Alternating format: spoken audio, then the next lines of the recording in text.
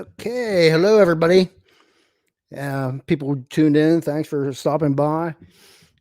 Uh, for my first live stream with actual guests, I'm going to talk about something that's been ticking me off for a while now. It's cancel culture. And I'm going to say up front that my position's always been that I'm going to be even on this, whether it's, right leaning, left leaning, whoever you are, the cancel culture shouldn't be a thing. I'll make one exception here. I'm going to say up front. If you're somebody like the Harvey Weinstein or maybe a Jimmy Savile or somebody who's hurting children, then I'm going to be okay with it, I think. Other than that, people should be able to speak their mind without having their own entire careers being ruined. So I'm going to now bring on both of my guests at the same time. I'm going to... Okay.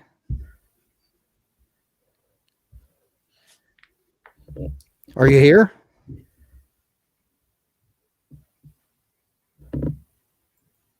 Hello? Hello. We is here.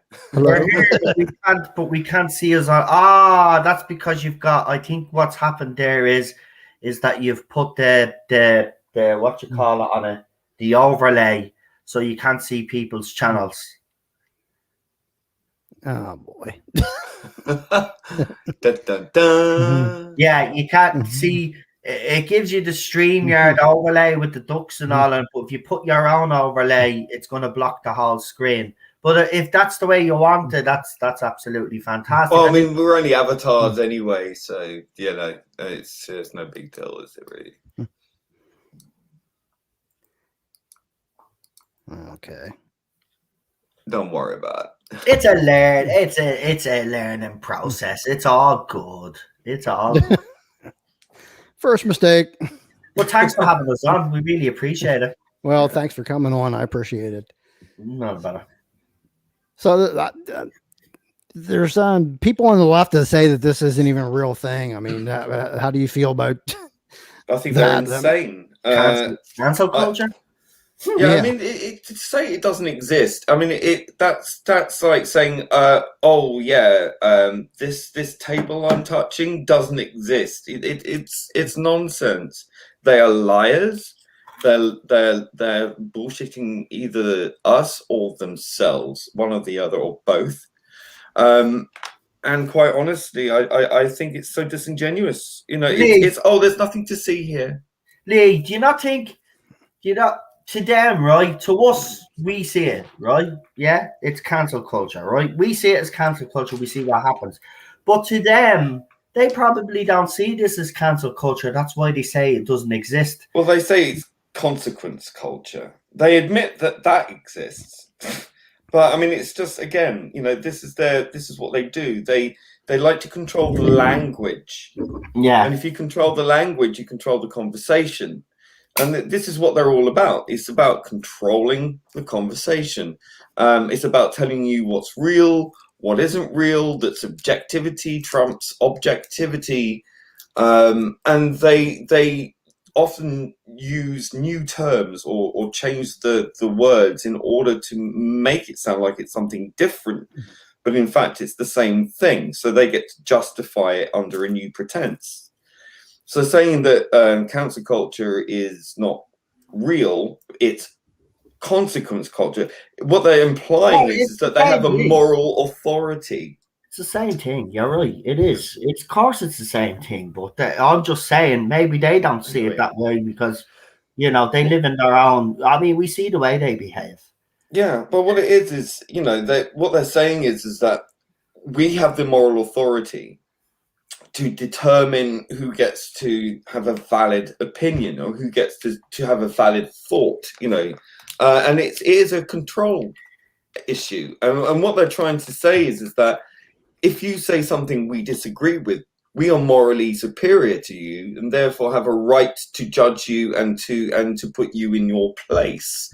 So the consequence of that is that they are basically morally justifying mob rule, which is a perverse skewing of democracy. But it's not, mob rule is not strictly democracy, because with a democracy, obviously you have rules and laws and all the rest of it. But what they're saying is that, well, because we have the moral high ground, which is their assumption, their assertion that they have the moral authority, that everyone else who doesn't live up to their purity test is therefore a witch and must be burnt at the stake, so to speak. And it's that kind of moral authority that they've ordained themselves to have that dictates what the rest of society does. And look, you have to see the general population, the vast silent majority, as like 1914 Russia, right? It's slow to mobilize. Yeah. But once it's mobilized, it's a lethal threat. So they're trying to get in quick to kind of deconstruct the Red Army, if you like, in order to defang it, basically to get in quick and to operate all the levers of the machines to make sure that they gain control of the narrative. And that to me seems paranoid schizophrenia almost. It's kind of like a thought process where they have to control everything, quick micromanage everything before the backlash, and then we can go, well, we told you you're evil, because people want to react badly to what they've been forced into. Do you think there's some people out there who their whole existence seems to be anymore just going through everything in media trying to find this stuff to bring it up to try to cancel people? No, they troll through people's tweets. They do. People through years of tweets just to find something or someone. I mean, it's paranoid. Do you know what it is? It's not just paranoia, though, Lee. It's their own insecurities, though. A lot of this has got to do with their own insecurities. They're insecure. Like the reason why you hear, so much about sexuality or gender swapping or any of all of this nonsense, it's because of the insecurity of all of these people, all of these activists, the ones that drive it. They're all insecure about themselves. They're insecure about what they do. They don't think they fit in with the world. So what they're trying to do is basically change the world to suit them so they feel better about themselves. But what they don't realize is they're making the rest of us fucking miserable. Just go and live your life. As I've always said, live and let fucking live. If you want a diverse society, fine, fair enough. But you don't. The way that it's been done, the way since we've seen it being done the last few years, they're going about it the wrong way. They're alienating people, right? When they suppose here's a perfect example, right? So I get this. Why did I bring Ollie Alexander's sexuality into it when talking about him taking the role as the Doctor? Well, I didn't. The media did. The first thing they said, first gay actor to play the Time Lord. They're the ones that made the big deal out of it because that's all they care about. Whereas they didn't just say, Ollie Alexander, talented young actor, set to become the 14th Doctor. No, they made sure that they put the sexuality into it because it's all insecure. Media as well. It's all insecure. They've all been brainwashed. It's very manipulative. The thing is with that is, I think in the late 90s or early 2000s, that wouldn't have been the headline. The headline would have been like you said it, talented actor to take on the role of this particular, and that would have been it.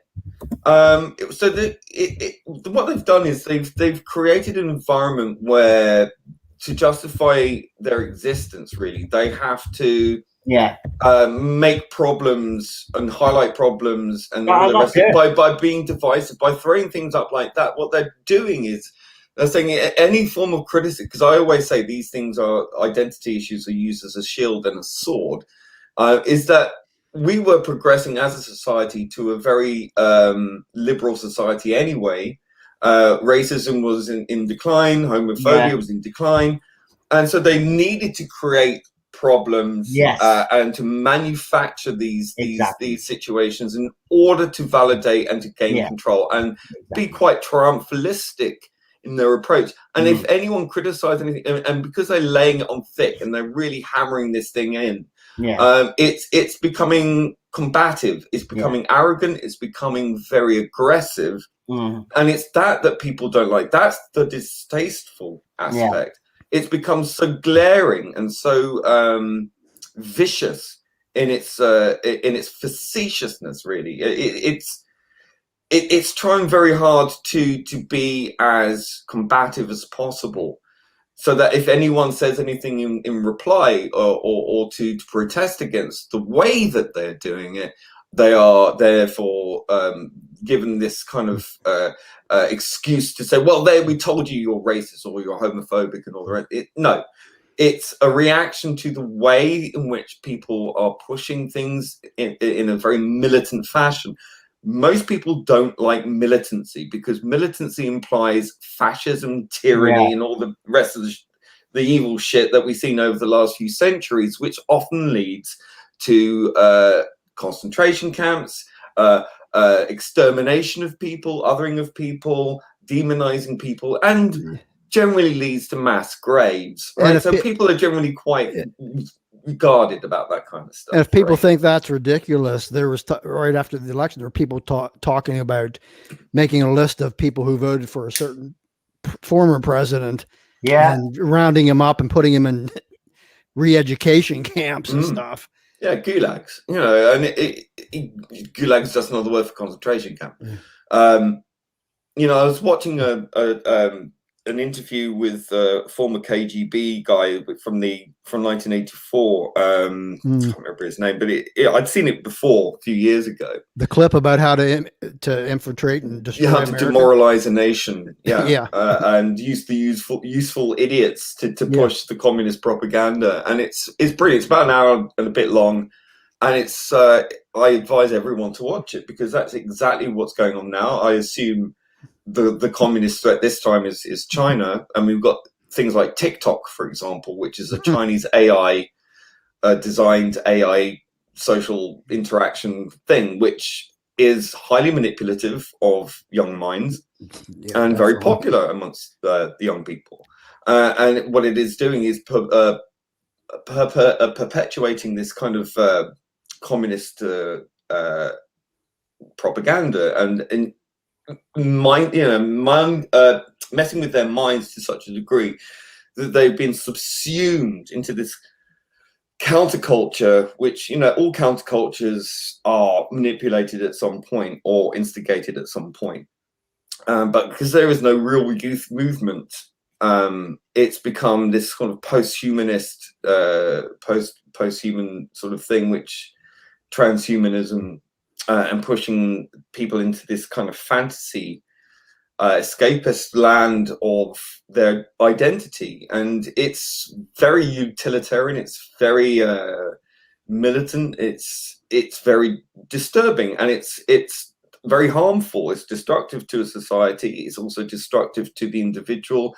It's also destructive to the point that you're sort of getting to the point now that children are being sort of funneled into becoming drugged, fertilized, and they're indoctrinated from an early age. And you know, if anyone criticizes that, you're called a bigot, and I think this is so destructive. And the whole mentality is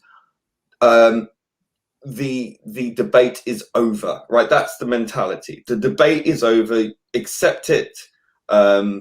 People have a right to exist. Yes, of course, people have a right to exist, but they don't have a right to overlay their belief system on everyone else to comply, which is to something which is potentially incredibly harmful and destructive. I had that experience with someone within the Doctor Who community a few years back. You'll remember him, a certain BC, a 40-year-old male who's very insecure about himself.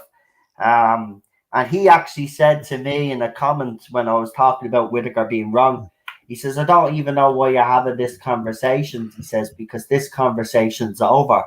This conversation has been settled. And I said, no, it hasn't. There was never a conversation. It was like, there's the female doctor, accept it, and that's it. And that's the kind of thing. And Lee is absolutely right. This is what we're dealing with. We're dealing with people that once they have their beliefs, if you don't follow the herd, basically, if you don't become a sheep like they have, as Lee says, you get tarnished, you get It's labeled. conformity, And mass conformity. cancel culture, trust me, if anybody knows anything about cancel culture, it's myself and Lee anyway, because especially these last couple of years, myself and Lee, especially since we've been working together, Lee will tell you that the amount of times that people have tried to cancel myself and Lee has been it's utterly disgusting. And the lawyers, and this is the thing, this is another thing that annoys me about the whole situation, is that people will blatantly make up stories. They will basically lie. Now, all a person has to do, and Lee will agree with me on this, all a person has to do on Twitter is write up, Noel Zone is this, that, and the other, and Noel Zone said this, right? They don't even go and check to see if I've said any of this, right? Even if there's no evidence, people will buy this stuff, right? They're hook, line, and sinker. Yeah, Noel's a bigot. Noel's a white supremacist. Lee is even being called a homophobe. Yeah, cancel. Lee has been called anti-Semitic and a homophobe when they've tried to cancel him, right? Of course, you've all seen what's happened to me. Now, I'm not playing no victim here. I never play a victim here. But at the end of the day, if I'm being attacked, right, I'm going to defend myself as I've always done, like Lee will do.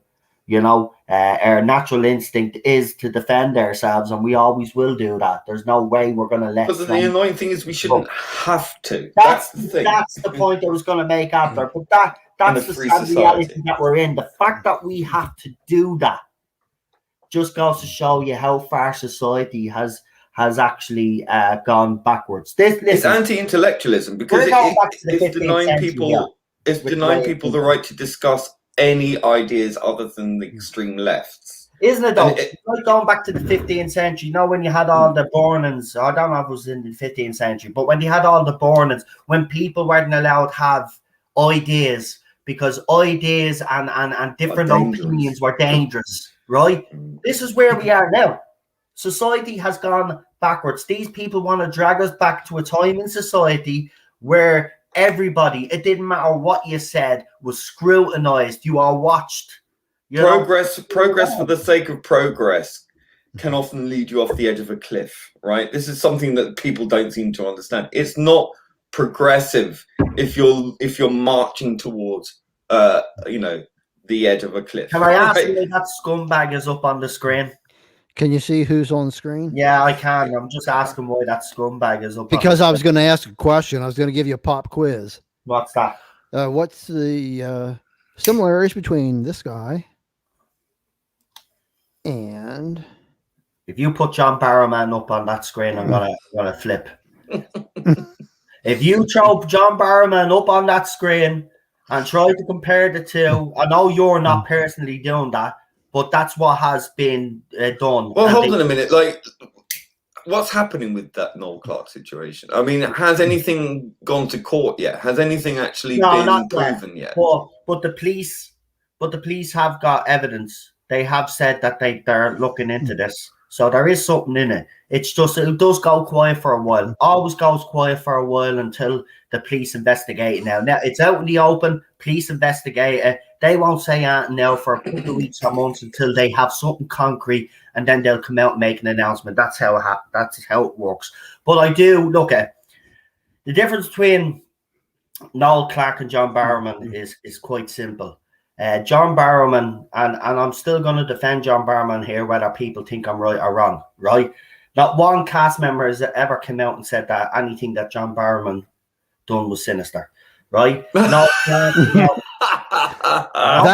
that's the comparison. Can you name the common theme that they both have been accused of? Right. But going to Noel Clark over 23 women have come forward. 23 women are not lying. I'm sorry. Both of them is sexual harassment. What Even if all 20? if Let's there was one or two of them. let's do a thought experiment. What if 22 women? Just let's say, just hypothetical, right? I'm not saying this is the case. Just hypothetically, what if they were all SJWs? Right, but that doesn't mean that they're lying, though. No, it doesn't mean that they're lying. I'm not saying anyone's lying here. What I'm saying is, let's just do a thought experiment that might possibly be the right. But why would they? But this is the thing, right? And this is where I think your argument falls. It's not an argument. It's a thought experiment. All right. Well, hypothetically, why would any of those 20 women do that? Now, I know what you'll probably say. Well, maybe when they were starting off, he probably said something to one of them, or he said, no, they're not good enough for the job, and this is their revenge or whatever. Well, we know that if we piss one off, they act like a swarm, and they will cancel you en masse. But and it takes one. 23 women. I'm not saying that that's what happened. I'm just saying. I know you are. I know exactly what you're saying, and I will make that clear. I know what you're saying. You're just saying hypothetically. Yeah. But I'm telling you, 23 women coming forward, they can't be all lying. There has to be some truth in it. And the fact that he's already admitted and openly admitted that he did say some inappropriate things to one woman in particular. Well, I'm sorry if he's admitting to that. It means, I'm telling you, he's but saying something to someone is not the same as sticking your thing. No, I get it, but he was supposed. But Noel Clark was supposed to do more stuff, so we don't know the whole situation. Yeah, well, that needs to come to light. So. Here's the thing. Here's the thing. I will say, John Barrowman and all these cast members have come out in support of him. That's good enough for me. He was reprimanded at the time. That's good enough for me. Should he pay for what he did years ago? No, I think he's already, BBC already employed him after that, and so did ITV. Why be hypocrites now? I'll tell you why. It's because some people out there now have got all of a sudden now think that he should be cancelled because of the Noel Clark situation. The only reason why John Barrowman has been dragged into this is because of the Noel Clark situation. Because before that, nobody was giving a shit about it. Everybody was laughing at the song as well, right? That they did. The one for fucking Russell T and Julie, right? There's lyrics in that. Everybody was laughing, thought it was a bit of fun. Now all of a sudden it's sinister and he's this, that, and the other, and he's even being compared to Jimmy Savile. Go and kiss my behind, right? The man has paid his dues. The man has apologized now 3 times, right? He doesn't need to do any more as far as I'm concerned. He shouldn't have his career ruined. He shouldn't be losing work either. It's an absolute disgrace what's happening to him. And that is the perfect example where cancel culture is used wrong, in my opinion. Because he was already reprimanded. You don't use it now to cancel him 7 years later or 15 years later or whatever it was. That's not how it works, right? So I'm sorry. I know some people that do follow me actually do believe that John Barrowman should, he deserves what he gets. I understand that, but I don't. He was reprimanded twice. Reprimanded, I should say, and apologized 3 times. I don't know what more people want. None of these cast members have come out and said that was sinister. It was all a bit of banter. Yeah, it was the wrong sort of banter, but it was still banter. What more do you want? Right? If one of those women make a complaint or one of those blokes make a complaint, then it's a different fucking story altogether. Then we can say, okay, fair enough. He's obviously after upsetting these people, but none of them have come out against him, right? Even David Lloyd, who plays Yanto Jones, supported him. And then what happened? Oh, let's tear down Yanto's shrine. Yanto, he's a sellout. Why is he doing that for? Why is he supporting a rapist? John Barrowman isn't any of those things, right? He's even being compared to Gary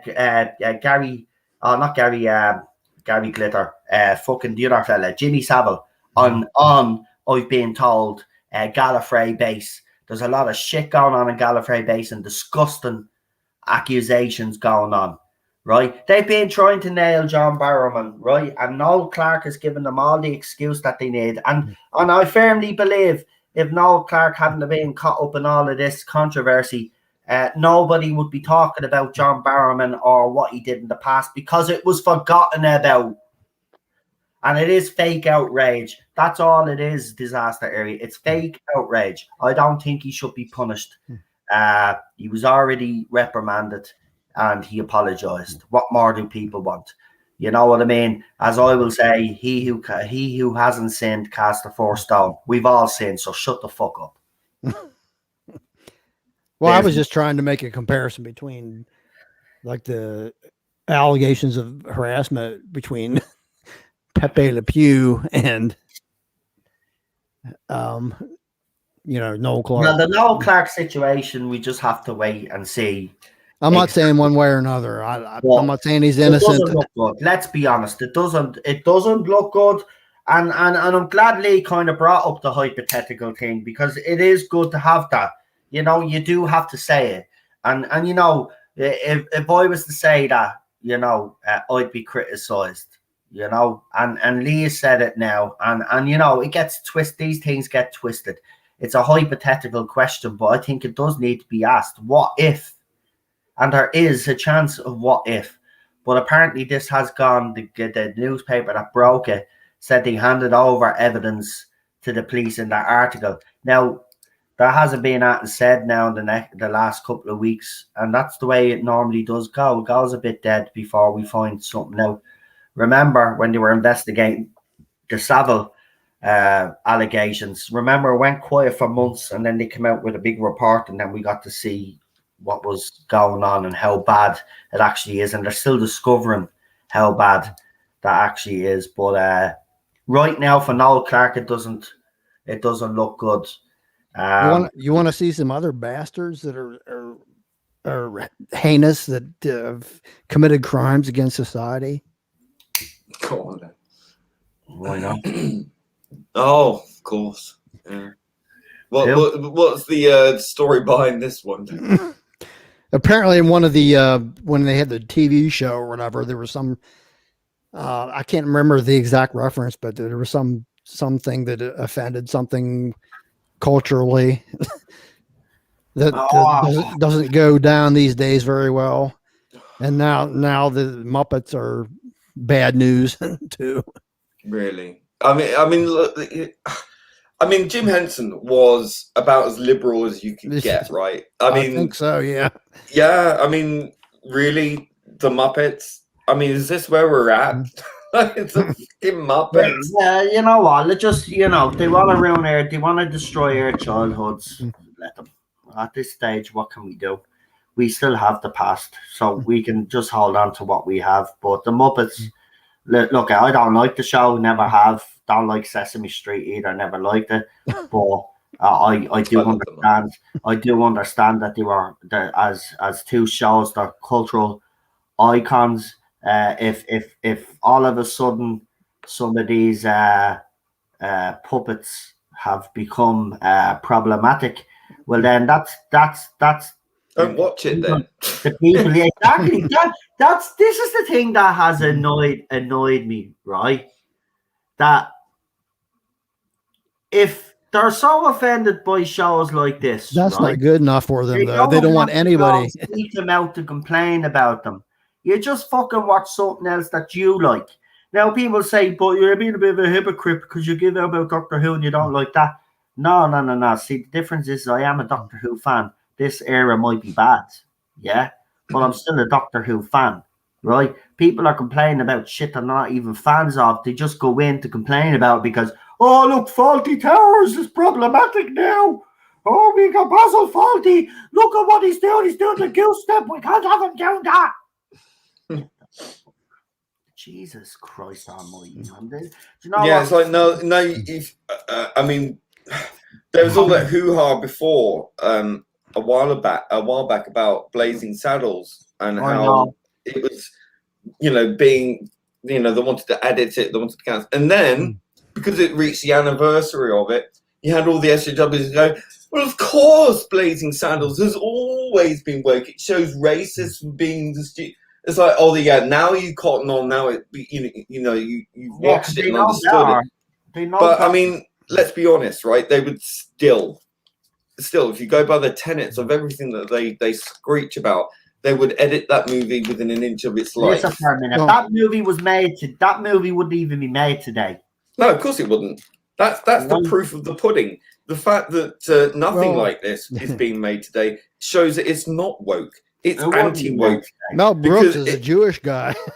Yeah, but I it mean- wouldn't be made today because you'd have all of the, especially in the era of the Black Lives Matter movement. Could you imagine if this movie was made yeah. today?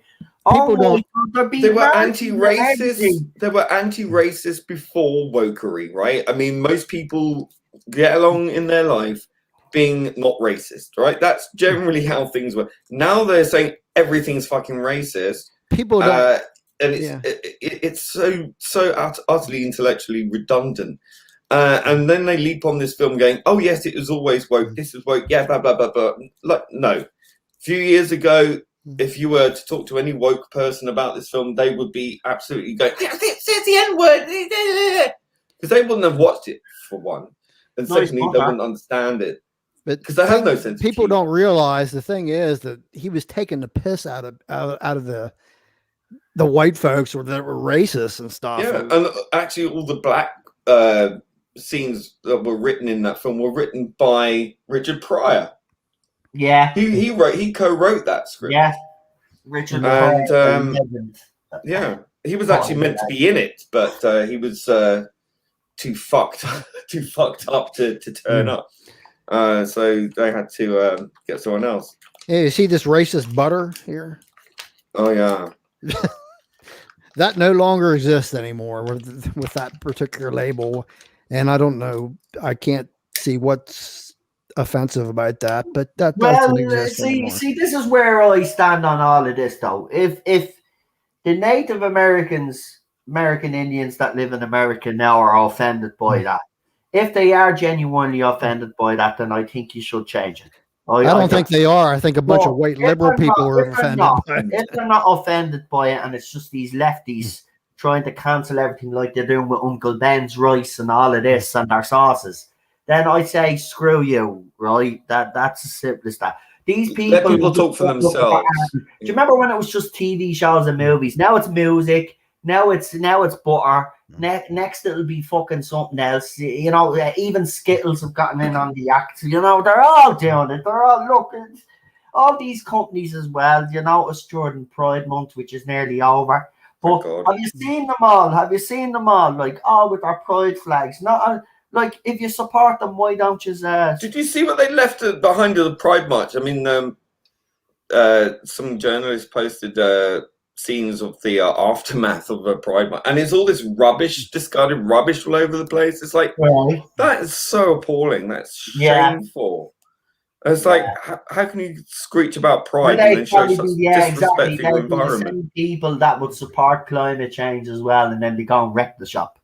Hmm. You know, I mean, look at in some countries where they opened up, right? The lockdown is gone, and then they were shown all the rubbish piling up. People are just literally like, has people forgotten their manners since they've been in lockdown?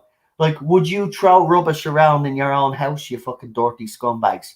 Like, pick your rubbish up and put it in the fucking bin. Mm-hmm. Like, what the fuck?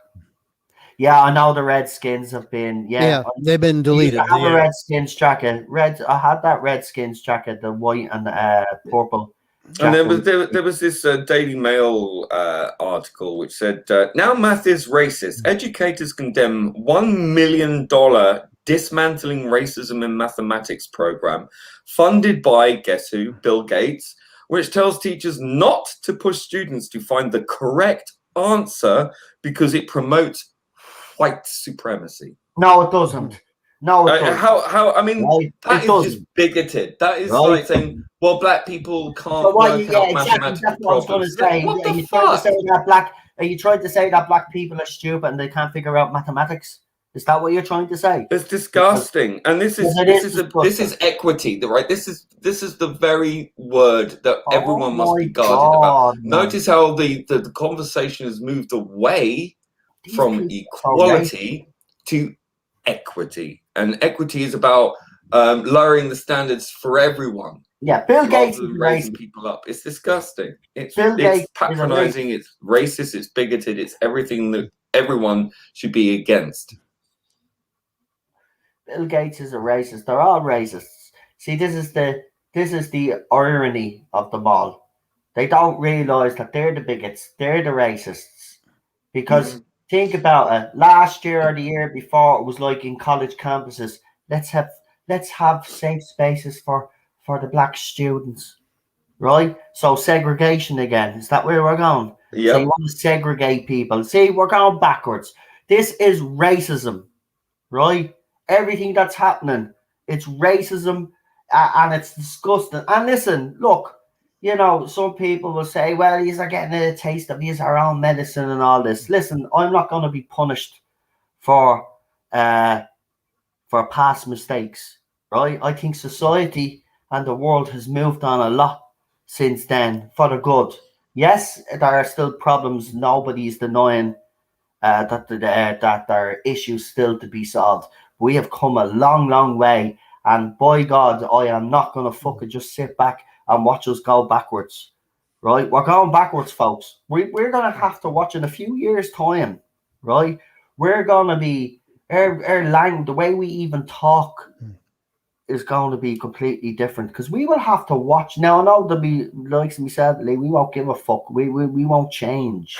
We never will. But that's where it's going to be problematic for us because I am not going to modify my behavior just to make people feel better about themselves. If you're insecure, then sort your fucking self out like we all have. Life is tough, right? It'll beat you fucking down, it will. But as Rocky says, life will beat you down, but it's how you pick yourself up and you move forward. Okay, right? can we just look at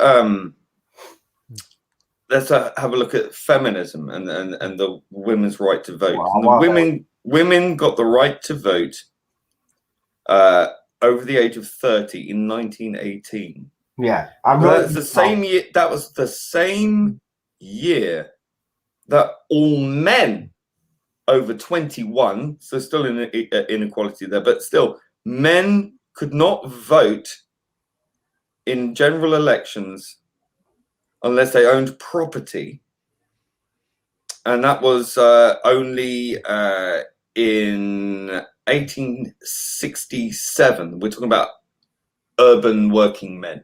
Yeah. So 1867 was when urban working men who met the property qualification could vote. Only before that, it was lords and I believe ladies who owned property could vote. Yeah. But it was women and men in the same year of 1918 that were both allowed. The upper class, because the upper class would have had financial means, they would have had the jobs and the businesses, so they would have been able to vote as well. But that is true. Yeah, but the only inequality in 1918 was if men over 21 could vote and most women over 30 could vote. It was only 10 years later that was readdressed, that women over 21 could vote. So it was only 10 years difference. But that's a part of history I never knew about, and that was a part of it because when I was reading up about the voting in the UK, because there's been fascinating documentaries on, and they're actually covering all of this, and I was like, holy shit, I never knew that. But you see how today, how these activists and these people that claim to be historians, you know, they skew history. They leave out certain details to fit their agenda. For example, just what you brought up about men. Like, if you were to listen to all the feminists now, it was just women who were discriminated against back then. Right? Now, okay, granted, women were more discriminated than men were. We're not denying that. But to say that some men weren't discriminated in society back then would men were expected to go off and fight wars and die, to go and work down in mine shafts. Exactly. For the entire day and for long hours, and to do hard manual labor and to do death-threatening work.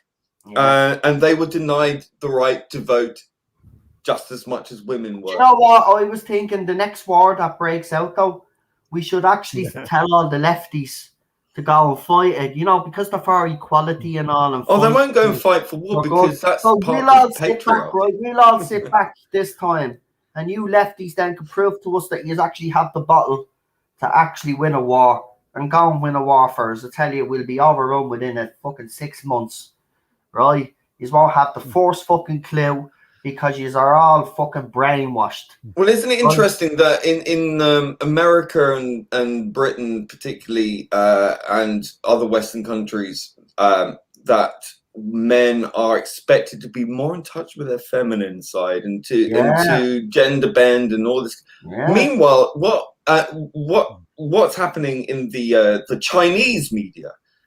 They're showing programs and promoting hypermasculinity to young boys and men.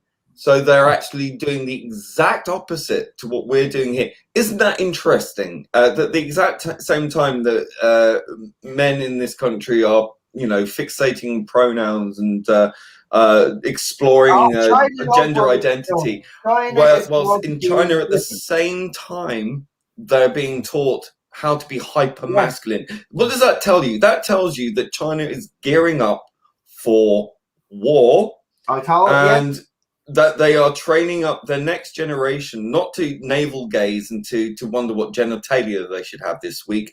They're teaching their young boys to become military, right?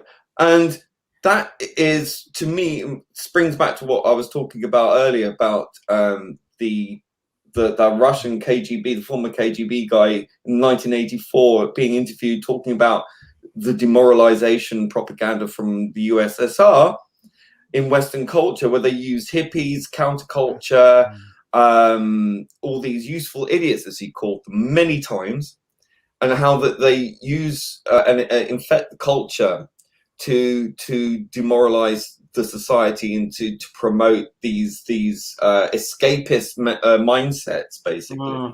And these keep people fighting amongst each other in these oppression groups. And that's exactly what we're seeing now.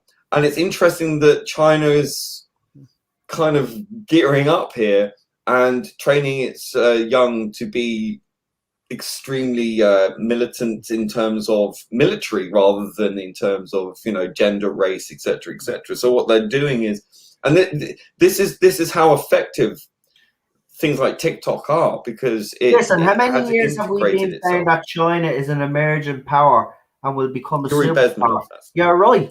They're getting. You're absolutely spot on. China is getting ready because they look at America. If China was to invade Oregon tomorrow, right? That would be a successful invasion. Let's put it that way.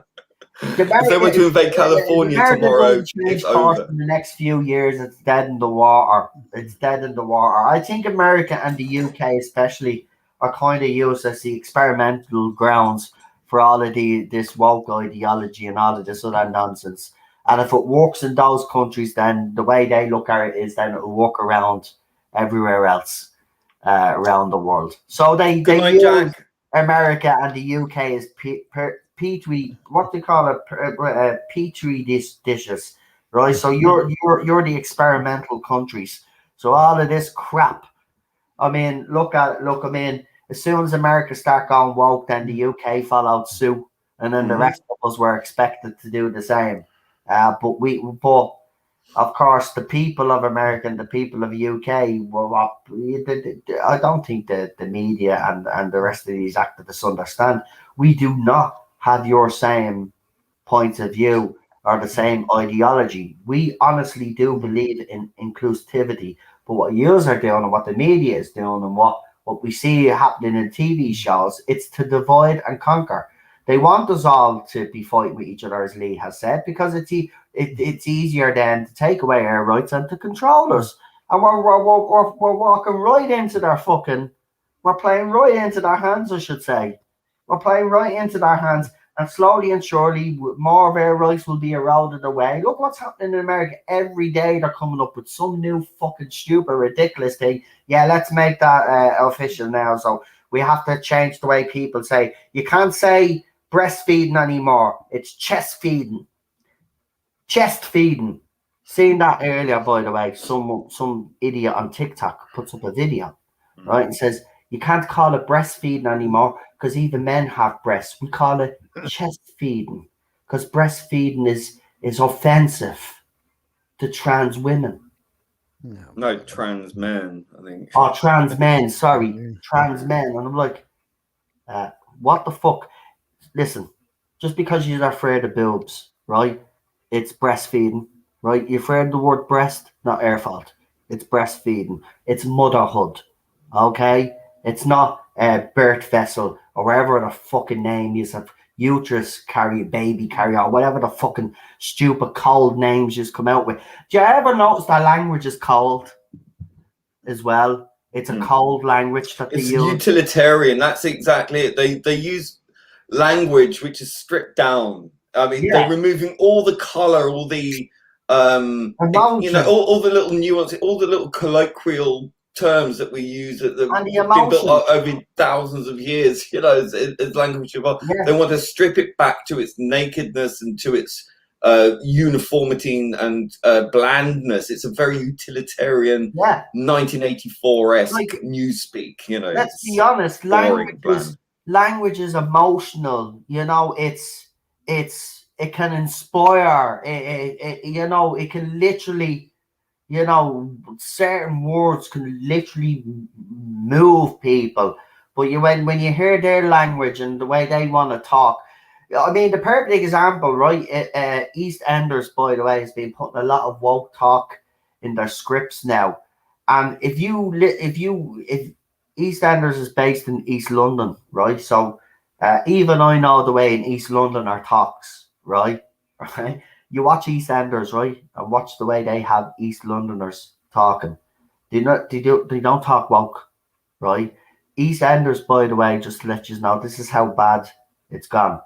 EastEnders got 2 million viewers recently. Now, the article explains that at first, contradicts itself though. Firstly, the article says because the Euros is on, right? But then in the next paragraph it says, well, EastEnders was on a night that the football wasn't on, right? And it only pulled in 2 million viewers. EastEnders has gone to the dogs. Now, Lee will tell you, at its heyday, that show was getting 19.2 million viewers. That was one of the biggest shows on BBC One. Right? Now, apparently, even at 2 million, it's faring better than Coronation Street and Emmerdale, which means they must be gone the same way with this woke language, inserting it into scripts. People don't talk like that in real life. They've got to understand that there are going to be people out there. There's like the genders and the identities that you have now. Every day they have new ones. How do they expect, especially even the older generation as well, in my opinion, which are going to be absolutely fucking confused by all of this? Like, they can literally get into trouble now. In some countries, it's a hate crime if you misgender someone. Like, this is where we're going. What's going to happen to the older generation as well? We've got to think about that as well. They're set in their ways, let's be honest. And all of this, like, every day it's changing. How are we supposed, even me, I'm finding it all confusing now. How am I supposed to keep up with it all? I'm not going to be able to. But this is what they want. They want to cause confusion. They want to, because they want to be able to moan and give out about someone and call someone out. This is never going to be resolved, by the way. They will never be happy. Lee will agree with this. You give them something. You apologize once, right? That's it. That's what this is how this all began. When people start coming out and apologizing for their past behavior of a tweet or whatever it was, right? And they came out and apologized, right? That's when it all started. You never give in to these fuckers. You never apologize for something that you did in the past if you've already apologized for it. You never apologize a second time. You don't need to. If they're offended, it's their problem, not ours. So you see the screen? Yeah, Notre Dame fighting Irish. I have no problem with that. Okay, that's what I was going to ask. Would you want to cancel that? No, I actually like that leprechaun. Can I have that as a tattoo, please? See, I'm not offended by that. Even Lucky Charms. Now, I know I did give out about the ads one time. It was a bit cringy. But overall, look, Lucky Charms, I eat them myself. They're lovely. I've no problem. Listen, the only, even watching Americans try to put on an Irish accent in the film is cringy, but I laugh. We don't take that shit seriously. You see, this is the thing. Have the Irish attitude, right? We went through a potato famine. There, people were starved. Look at us. Are we pointing fingers? Are we going demanding that the British government or the British royal family be cancelled because of what happened to our country for 800 years?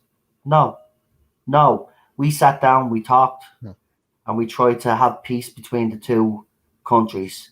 And I think we've done pretty well, actually. I think Britain and Ireland, in reality, would make a good double team. We should have left Europe when they left. I think we should have supported our neighbours. We didn't, which I'm disgusted by as an Irishman. I think we should have. I think we were better together. I think Ireland and Britain could do wonders, to be honest with you. I think both countries are similar. The people are similar, whether we like to admit it or not. But the one thing is, both countries, we have a determination and we want to make our way in the world. But we're going about it the wrong way. Unfortunately, our government are chicken shits. It's at least the people of Britain had the common sense to get out of Europe. I wish we had have done the same, as I said. But no, listen, I mean, you don't see Irish people going trying to have the British establishment cancelled, because we could easily go on like that, but we don't. Have the Irish attitude. It happened. Sort out your differences and move fucking that's on. what I was getting at with the talking about cancel culture. There's all kinds all over the United States, all kinds of schools that have the icons that somebody could possibly get offended about. And a lot of them are Native American, like the Seminoles in Florida, and professional baseball. There's the Cleveland Indians have a mascot. They're not offended. That this is I think the biggest libel, right? They're not offended. What they're doing is they're wielding power to control other people. It's not they're offended. It's just that they've realised that they've got a bit of a what's called a protected status, which is an abysmal idea, because it doesn't protect people. All it does is empower them to wield and distort and to manipulate, to misuse it, because it becomes a power. It's a superpower. And once it gets corrupted, there's no stopping it. And that's why they use it. That's why they have the fake outrage, because they know if they fake outrage that these companies or the person that they're targeting are either going to apologize back down or whatever, but they're going to get their way. And this is what's happened. Every time they have anything to complain about, and it's even happened in their fandom with Doctor Who, right? If they're offended by something, they complain, it's taken down. And that's where all of these people have gone wrong. You do not back down to bullies, because that's what they are. They're a bunch of bullies, they're a bunch of bigots, they're a bunch of racists, they're everything that they call us, right? Because they're projecting. That's what they're doing. That's what they've been doing for years. They're projecting their own insecurities, their own racism, their own bigotry on the rest of us, and they're labeling us. And you know what, though? The mask is slipping, right? Because it's starting to slip in the Doctor Who fandom. I think the Ollie Alexander situation opened my eyes really to how disgusting these people are, right? Listen to this. They were willing, right, to throw Ollie Alexander under the bus if he was cast, right? To bring in a Vicky McClure or Michaela Cole or any other woman, because it will upset and not my Doctor, right? So they were willing, right? So they've been calling for Doctor Who to be all diverse and to be inclusive, right? So you would think by the rumours of Ollie Alexander coming out, being rumoured to be the Doctor, which has been dismissed by his agent, by the way.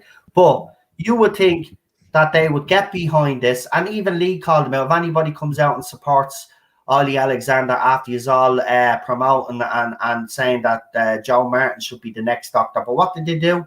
They tossed her aside anyway when they thought that Ollie was going to get the job. But then some in the fandom were like, oh, no, I don't want it to be Ollie now. I'd rather it be a woman, because it'll upset and not my doctor. So they were willing, right? This is everything that they want. He's an actor. He happens to be part of the LGBT plus Q, whatever community that they love, right? And they were willing to throw him under a bus because they'd rather have a woman because it'd upset us more. That's how fickle, that's how disgusting they are.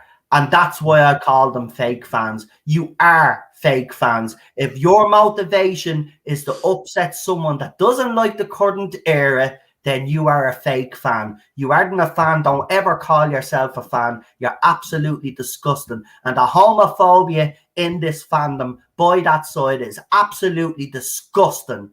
Disgusting. A group that fucking claims to support inclusivity and diversity, it throws two people under a bus in a matter of a day.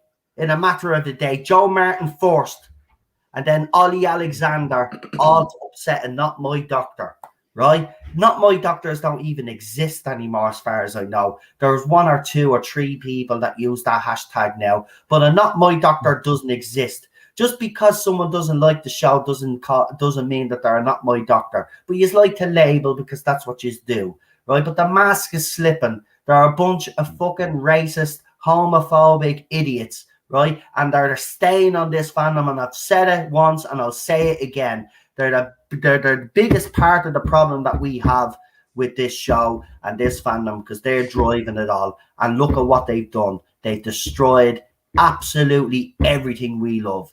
Absolutely everything. And I tell you something, what vile pieces of crap they really are. The homophobia I seen yesterday, absolutely disgusting. And these are from people that have pride flags in their fucking profiles. You're bleeding hypocrites. You disgust me. And I'm sorry, I had to get it off my chest. You are disgusting. You know what? Ollie Alexander might be everybody's cup of tea, but I'll tell you one thing, right? I've seen the guy at work. He's a great actor. Do I think he is the right choice for the doctor right now? No. Would I rule him out for the future? Absolutely not.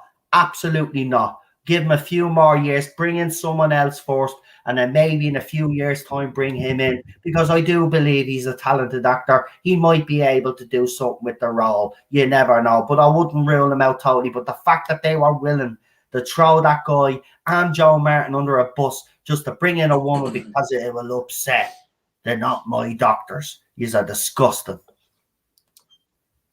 Sorry. Well, sorry. I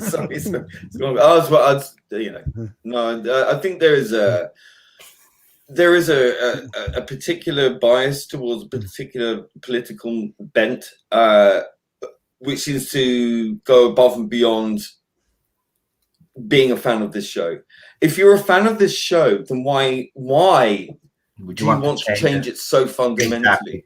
If you love Doctor Who, surely you want at least for it to would embrace it. Consistent. I mean, how can you claim to love something and then go, I love Doctor Who, but I want to change this, and this, and this. And they keep saying, well, the show is all about change. No, the show has change in it, but it's not about change. It's about a madman in a box going through time and space and having adventures with the monster of the week. Yeah. Well, it's not there as a political pandering political platform, right? It's not meant to be for that. Yes, it has politics in it, but it's not a politics of hate. No. And that's what this divisive era is about. Woke politics is about hatred. It claims to be anti-hate, but it instigates an absolute sheer disdain for a huge swath of people. And we've been told by certain actors within, let's say, Doctor Who magazine, who've made it absolutely abundantly clear that they hate people in this fandom. They've blocked people in this fandom. We've had people who work for that magazine actively mock, aggress, harass, and show their disdain for certain people, and block them because of the politics. This is how divisive it is. When you allow the politics of the show to become the central focus, you are going to lose people. And the show should be for everyone, not people who think in the same way all the time. Well, here's the thing, right? They say that we're self-entitled and stuff. We are entitled. We pay for the show. Are self-entitled because, again, they want to change something that they claim that they love. But again, I'll say this and I'll be very clear. You absolutely have no right. Nobody does have a right to change the past. The past is the past. Classic Q is Classic Q. If you don't like it, fair enough. If it's not your cup of tea, if you think that there are a few episodes that are problematic, fair enough. That's your opinion. But you have no right to go then and try change that because you feel that it needs to be changed. You have no right. None of us do. Chris Chibnall shouldn't even be doing what he's doing with the Timeless Children and the Timeless Child rubbish. He has no right. No other showrunner would dare.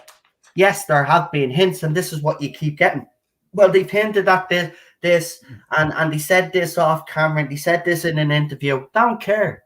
I don't care. I mean, they like, even now, right? Like a few days ago, I saw someone bringing up Andrew Cartmel again. And I said, no, look, he said this twice now in two different interviews. Yeah. You know, one was the traveling Tardis and the other was with Eddie Scarra, saying that the Timeless Child, I mean, he hadn't watched it, but he was told about it. And he said, no. My master plan was never to be explicit about the origins of the Doctor. That's why it's Doctor Who. Once you go down that road, it ceases to be Doctor Who.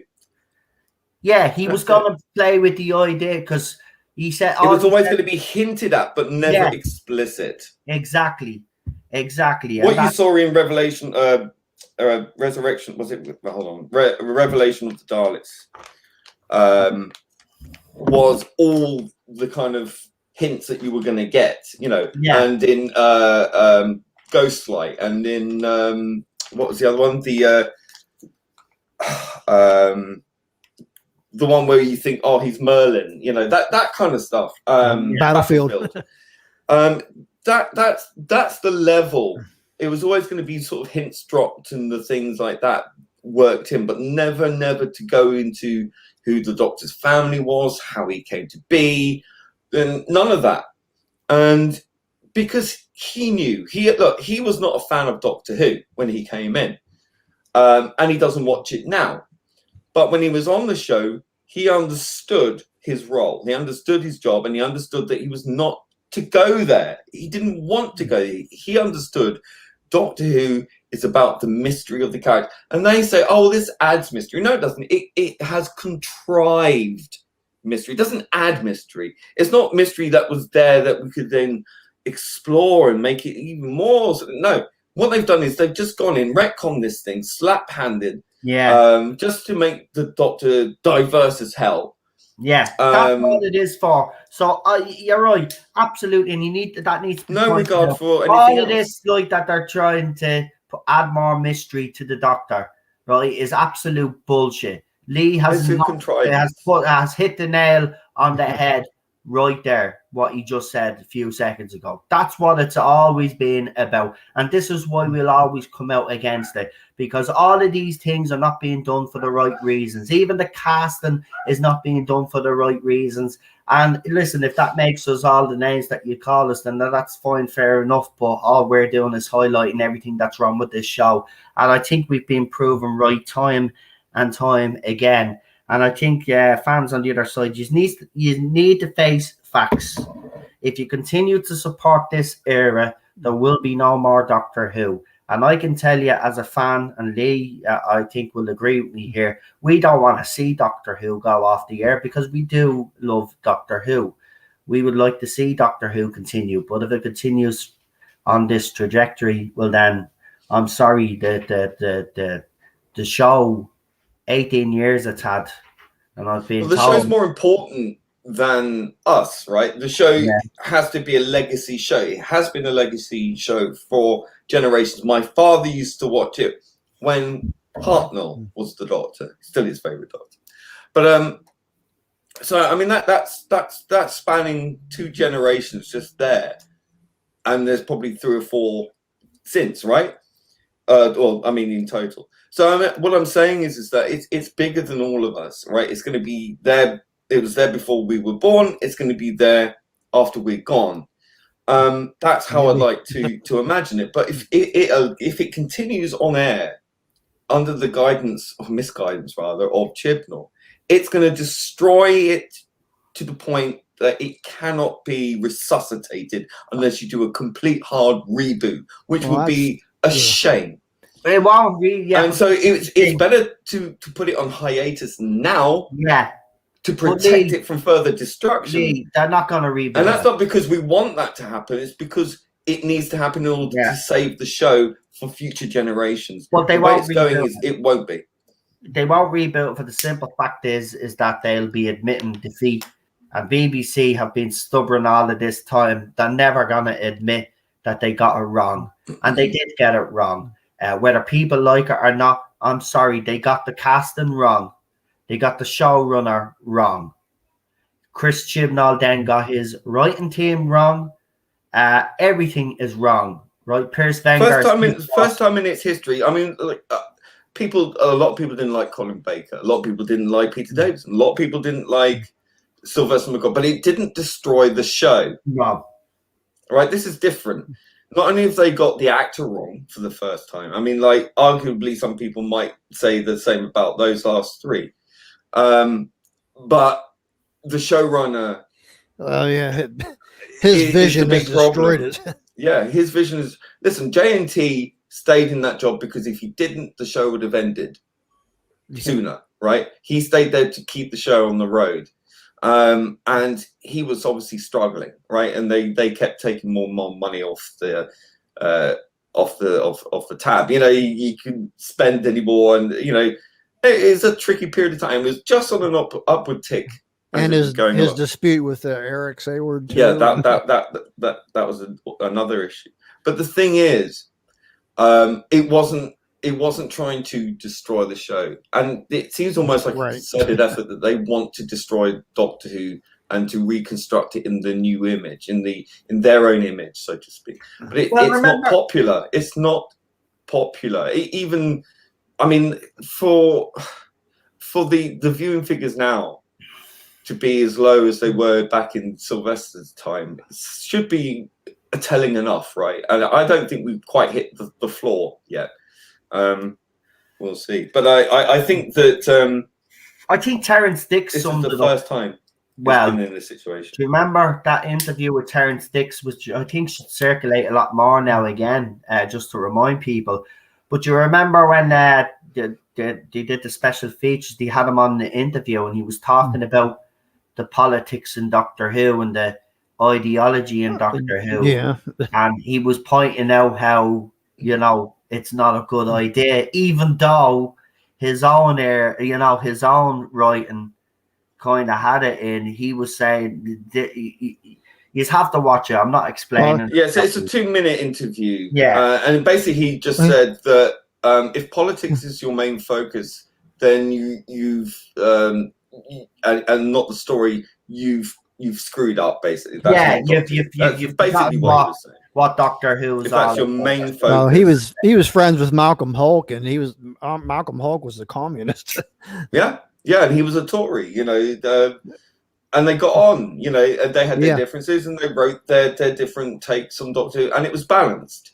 Now it's all playing into the identitarian politics. It's a one-way street. You either follow us or yeah. But I'll say what I say again. Either you take on board and swallow and consume everything we tell you, or you're a bad person. That's the politics of modern Doctor Who. Yeah. It's disingenuous to say, oh yeah, Doctor Who's always been political. Yes, it's been balanced. Yes, there's been very liberalized, you know, ecological or anti-capitalist stories or anti-racist stories, but they were done nuanced and done well. And you know, we had the partition of India addressed in the mutant story. But they were done with a lot of thought and consideration, and within the confines of the show as well. And they engaged the audience. No. The audience were there to think about their position on certain topics and to come up with their own. I mean, there was always some sort of the character, the bad guy, that you could see their side of the story. Even Davros, right, who is effectively Hitler, right? We got to see his mindset and his reasons for doing what he was doing and his logic.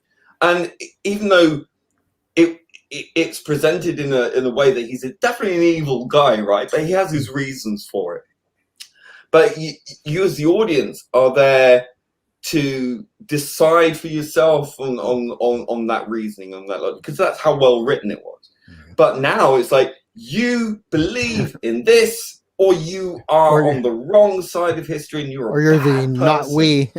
Not like, here's the information, now what's the quandary here? Think about it. You know, it doesn't engage the audience on that level. It didn't patronize the audience back in the day. Now it patronizes you. That awful 55, as I call it, doesn't give the audience anything to think about. It just preaches at you.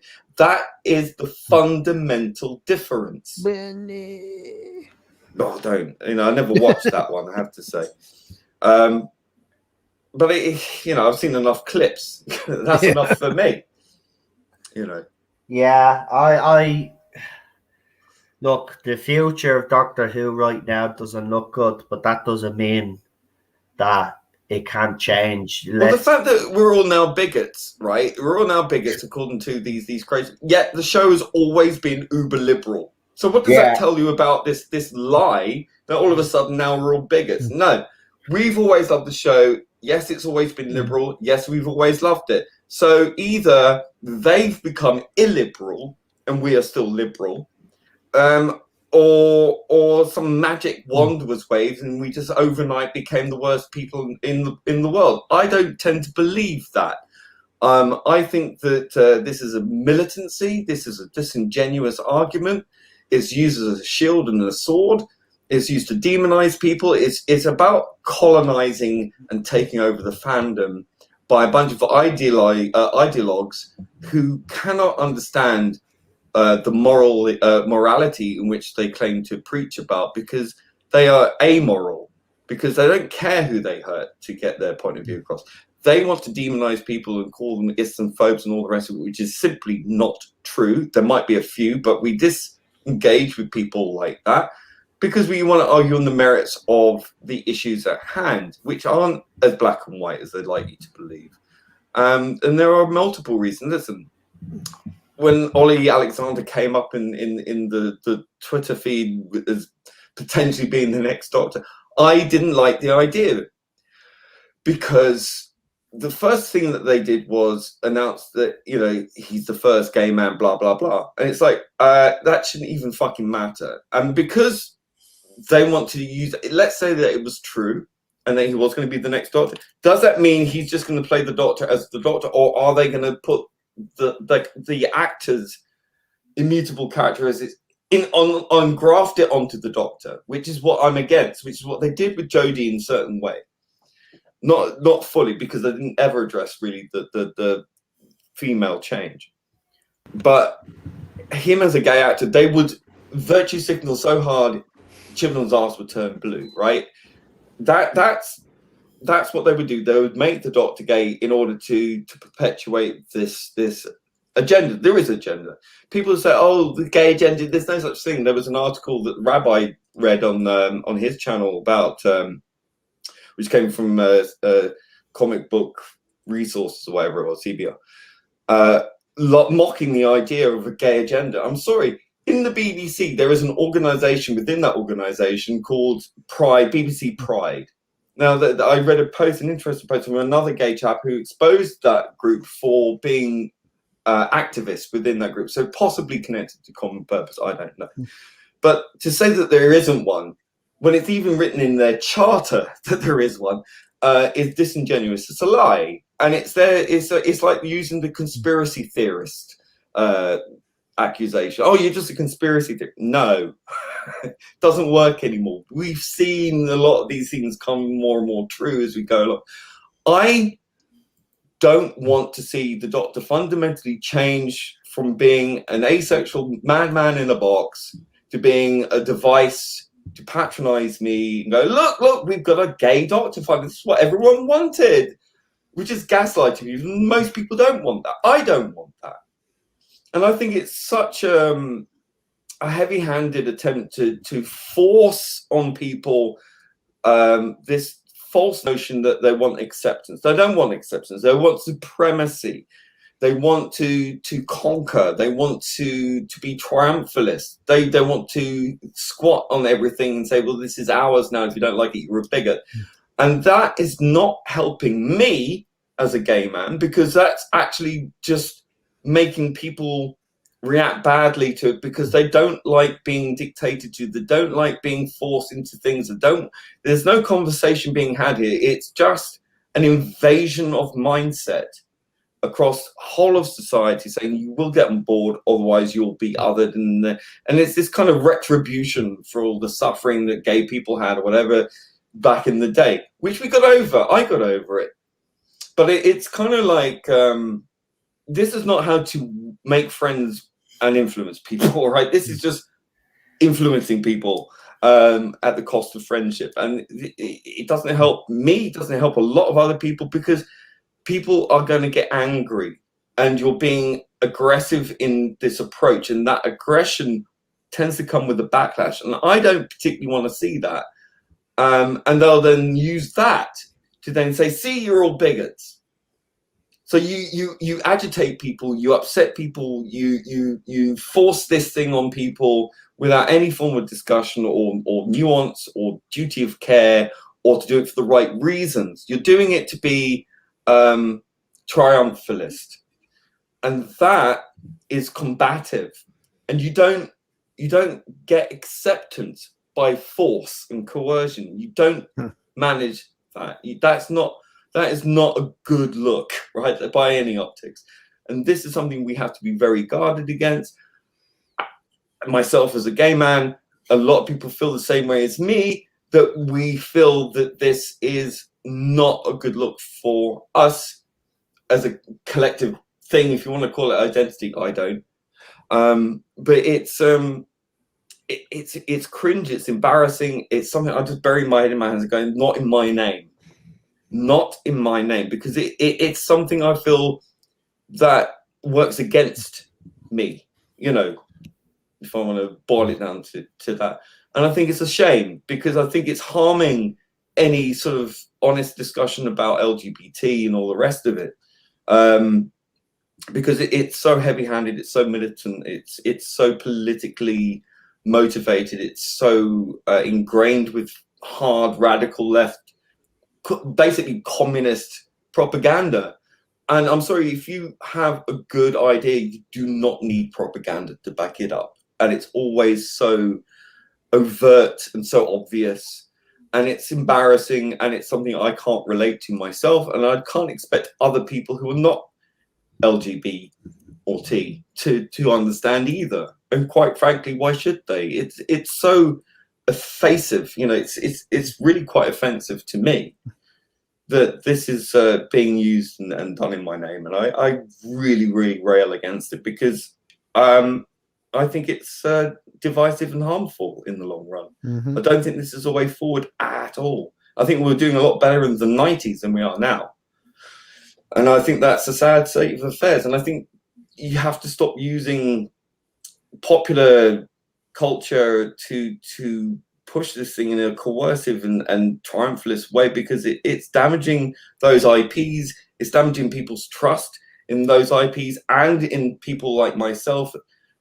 Because it sets a bad look, it sets a bad example, and it's a life. Listen, being LGBT or T is not an easy lifestyle. It's something you should definitely not be encouraging kids to be in, because it's very mentally challenging. There's a lot of depression, there's a lot of drug use, there's a highly sexualized culture, and there's an epidemic in the UK of STIs in the gay community, for example. It's not something, unless we as a so-called community can work this shit out and actually stop perpetuating this stereotype, which is what this is.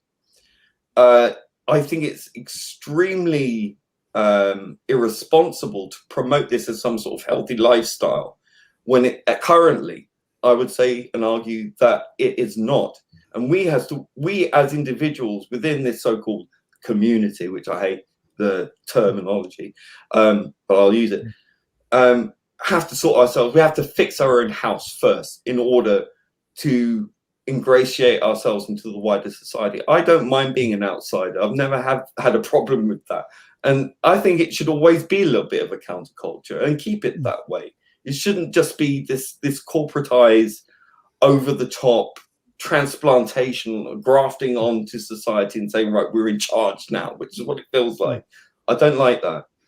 It's not helpful. It's not conducive, and it's certainly not cohesive for a society to be dominated this way, browbeaten with this sexualized politicking. It's deeply destructive, and I really just want pop culture and people in charge to understand that, to back off and stop overcorrecting for past errors and past, issues, because it's not helpful. It's destructive, and I want to see things sort of strip back a bit and kind of ease, calm down, allow people to be themselves, sure, but don't dictate to other people how they should live their lives. We are not in a position to do that, and I don't think anyone should be in a position to do that.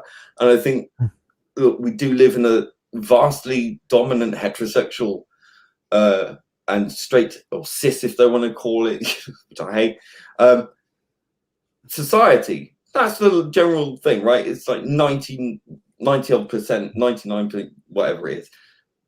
And that should be how it is, because that's how the human race propagates and remains, and it's fine to have difference in that. It's fine to have a deviance of that normal. And there's nothing wrong with the word deviance. It's not a negative connotation at all. But it is a deviation from the normal, right? They call it cis het normativity and all this nonsense. But that's what it is. And that's fine. That's good. It's good to be the counterculture. It's good to be separate. It's good to be a little bit different. That's fine. But we're not the guys in charge, and neither should we be, because we are not within ourselves fit, I think, to dictate morality, particularly. I don't think so. And that's not to say that we can't be good people. It's not to say we can't do things that anyone else can, because of course we can. Many of us do. But we're not here or we shouldn't be here dictating the terms. It's like a war that we won, that we now are dictating terms. It's ludicrous to me. It shouldn't be this way. And I worry about that. Anyway, that was my soapbox. See if I can get you still there, no? I am. Yeah, just listening. Can I get you fired up about something? Not really. I don't. I'm gonna get back to a couple cancel culture things. I'm gonna talk about Gina a little bit. Oh, for fuck's sake! Oh, don't get him started on that. Maybe. Well, all I'll say is that as soon as Disney come back to her, she's gonna dump all the fandom menace. I don't think so. I think she will. Money talks. I think she has morals, and she would. I don't think so. Not when it comes to money. She's an actress. I think if they offer the job back, I think she'd turn it down. I'd like to think she'd turn it down. She won't. Well, even if she takes it back, why would you want to work in a company like that where they want you to sit there and be struggle sessions by 30 people? Take you back, then that's them basically. She comes from a rich family, so I don't think money's. Well, I'll tell you what, if they wanted her back, if they said come back, they would have to pay her a shitload more cash. We'll see anyway, because if the latest rumors are to be believed, apparently Kathleen Kennedy is leaving, but she's been leaving for the past 2.5 fucking years. It's been the longest fucking goodbye I've ever fucking seen in the industry. But yeah, apparently she's leaving now this time after Indiana Jones now. Yeah, and Jon Favreau apparently is taking over. So if that's the case, right, Jon Favreau is a fan of Gina Carano.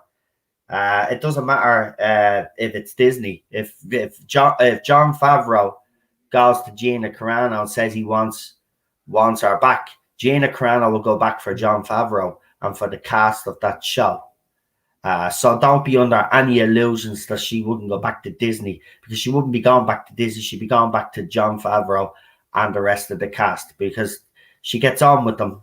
Well, most of them anyway. And she definitely gets on with Jon Favreau. So, and apparently he's been fighting for her behind the scenes. So if that is the case, trust me, she'll go back, and then when it's convenient, because this is what they'll do, she'll have to distance herself away from perceived toxic people, and she will, just like Zack Snyder did when he used the Phantom Menace to promote his movie, and then as soon as he got the opportunity, he came out and he turned on them. So listen, I'd be very careful. of Gina Carano, to be quite honest with you. I wouldn't trust any actor or actress as far as I show them at this stage. They all have an agenda. So you're a fan of the football, right? Yeah. Do you know the American football? I do know American football, yes. Do you know Megan Rapinoe? I do know her, yes. Do you know what happened to her? What happened to her? Well, she was canceled. Oh, she got cancelled, did she? So she's yes, not working for Victoria's Secret anymore, you know? They went back 10 years ago and found a tweet of hers talking about about someone's eyes. About an Asian person's eyes.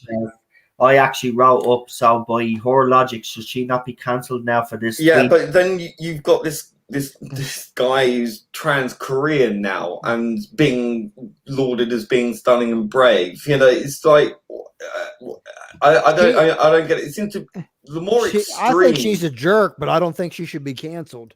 That's why I'm going to try to be consistent. Well, I don't think she should be part of Victoria's Secret, because if you want to turn on and buying sexy underwear, just put her in some and then the job done. Well, the reason why they're doing that is because they're money by getting rid of the Victoria Angels and then replacing them with what they call she's lesbian, right? Well, then you know why they're doing that? Because Victoria's Secret turns me on. And I think, you know, when we're buying underwear for our wives and stuff and girlfriends or whatever, you know, whatever kind of relationship you're in, you know, when you're checking these underwears out, they've always had these models for a reason. We see them on the models, then we picture our wives being in them, and that's the whole point. Yeah, it's for men. I mean, that's why they've taken it over, because they know women to sell them. It's not for women that they're advertising. They're advertising to men for their wives. To lose money, just like Disney, just like all the other companies. We're in a. Do you know what? We should be actually thanking them. They actually want to lose money. I never knew there was a business model where you could be successful by losing money. But there you go. Victoria's Secret now, right? It was probably already struggling with this pandemic, like every other company.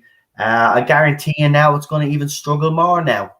And look at all the fashion, bringing up fashion. Look at the pictures that I posted recently from a Dior fashion show. All the men are dressed in pink and have handbags and wear fucking clothes. Like, is that where we've gone? Is that how far we've fallen? Men are dressing like women and women are dressing like men. And that's a fact. Everything is being reversed. Men are encouraged to be more feminine. And you look at women, especially in movies and all, they're more masculine looking, short haircuts, you know, not the most attractive looking in the world. You know, it's like they don't want this hyper sexualization of women, as they call it.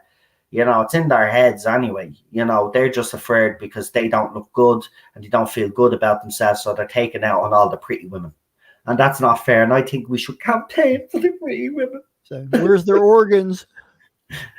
We should campaign for them because, you know, listen, all joking aside, you know, there's a lot of women, nobody is actually spare a thought for those women that wear those models for Victoria's Secret. They're now out of work to accommodate a feminist footballer and all the rest of the woke. Because women are being demonized, femininity is being demonized, sexuality, that's heteronormative, is being demonized, and It's being attacked. it's like, listen, we've always complained over the years, the 80s and 90s, you know, how women were being objectified and being, you know, unrealistic body types and all the rest of it.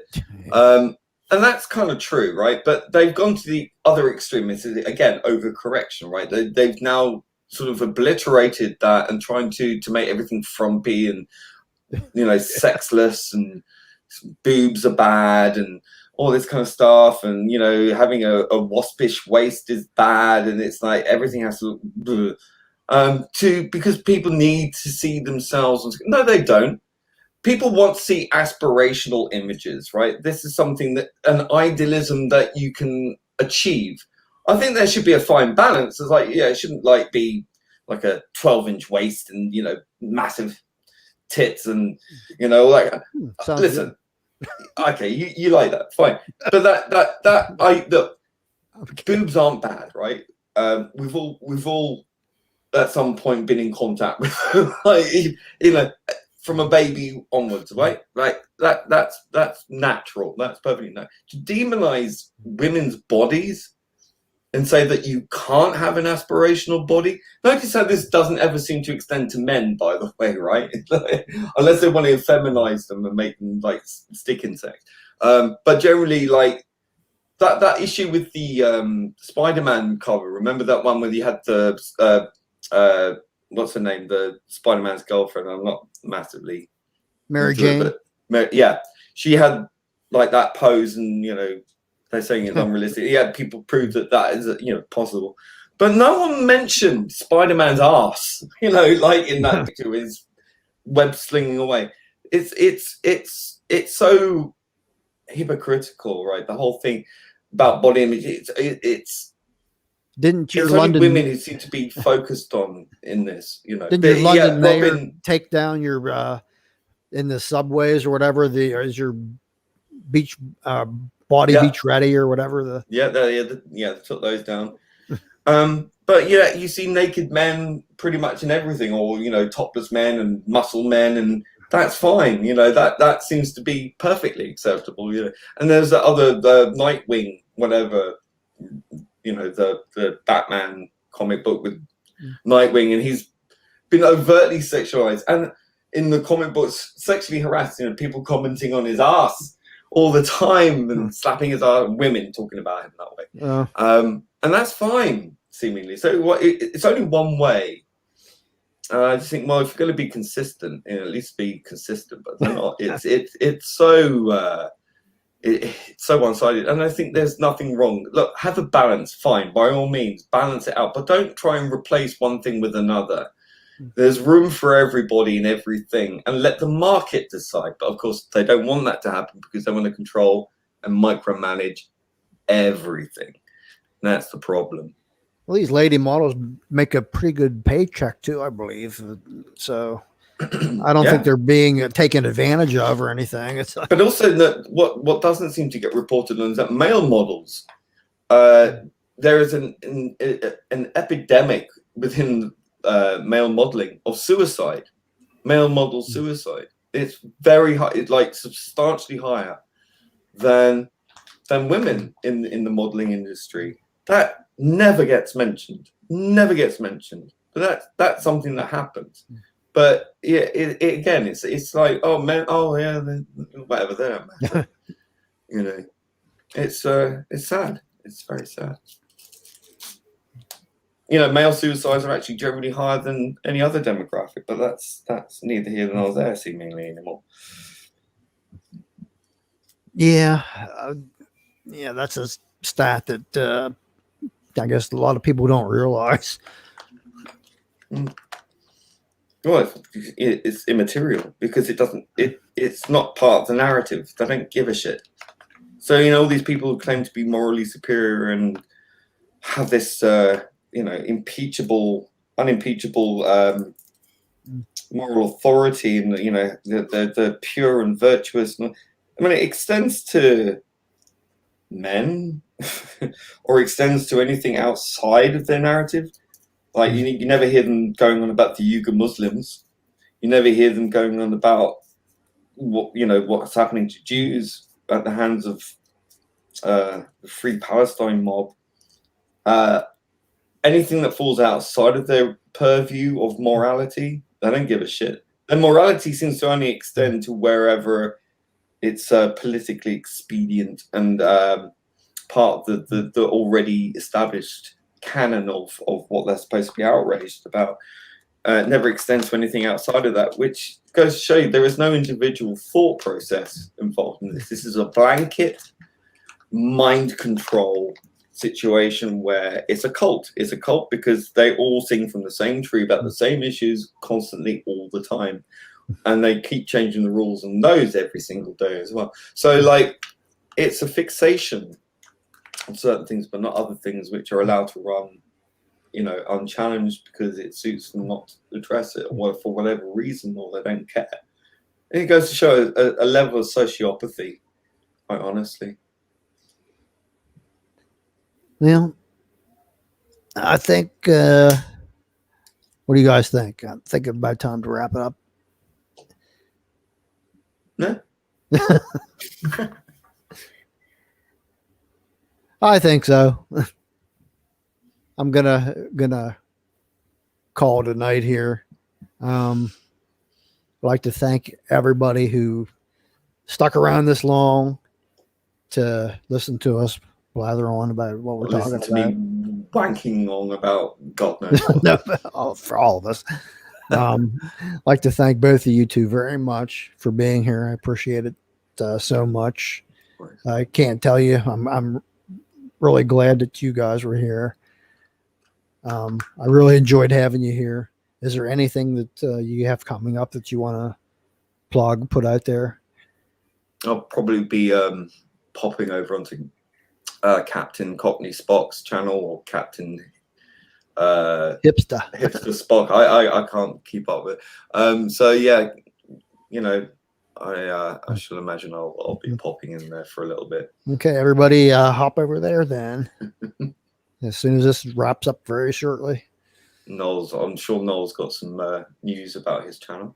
Yeah, I'll be just as I said, I'll be working on that video tonight, hopefully, about Doctor Who, the magazine. So have a look out for that. 50% off.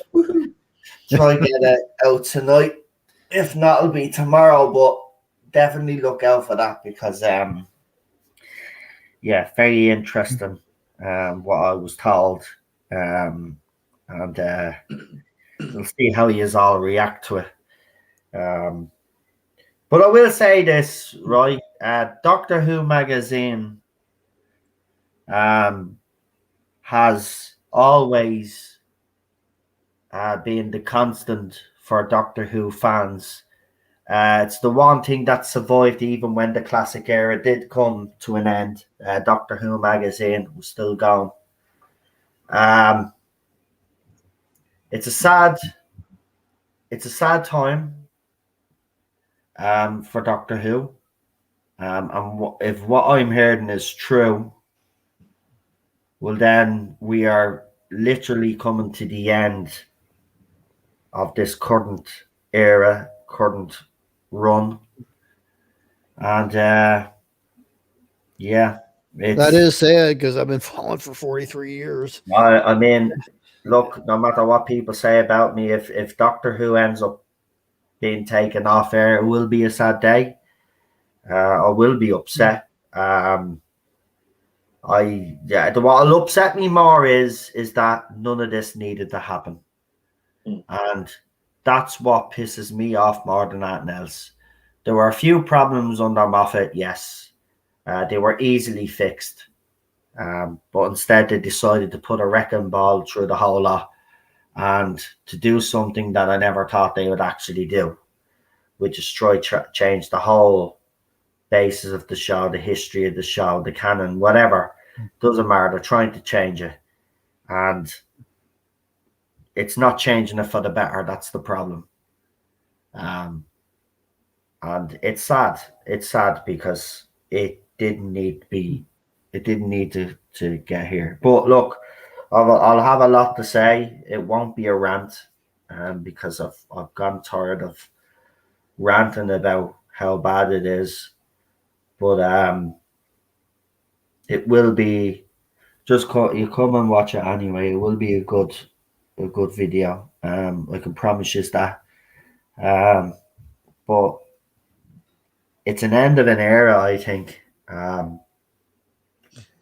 Unless a miracle happens after Series 13, then I don't think we're going to see Doctor Who, quite frankly, after Probably that. done. And if that is the case, we never wanted it. But look, I will say this, what do they say? You never let Arton suffer. You put it out of its misery. Maybe it's time that this show is put out of its misery. And it's hard to take, if true. We'll see. Also, magazine, merchandise. There's a lot of problems, folks. And yeah, tune in for that video. It'll be a good one. Well, look, I'm gonna leave it there. And, okay. Sign off. But thanks for having me on. I really appreciate it. Well, thanks for being here, both of you. No problem. Look for Noel stuff. Head on over to Captain's Place, and thanks to everybody in the chat who stuck around. I really appreciate it very much. And I'll see you next time then. Take care, everybody. Bye.